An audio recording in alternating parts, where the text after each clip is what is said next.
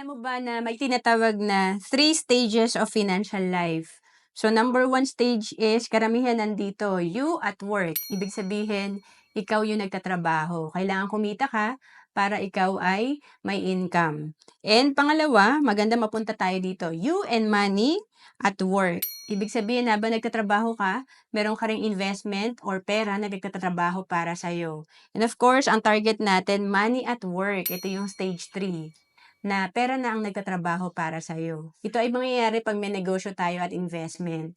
And syempre, dito rin ako nagsimula, no, sa pag-iipon at pag-i-invest. And sa sample nga natin dito, kung target mo makaipon ng 540,000 after 20 years, kailangan mag-ipon ka sa bangko ng 27,000 per year sa loob ng 20 years. Pero pag marunong ka mag-invest, kagaya ng sa Kaiser, na 27,000 per year din ang iniipon mo, pero 7 years ka lang nag-ipon, after 20 years, meron kang 524,000.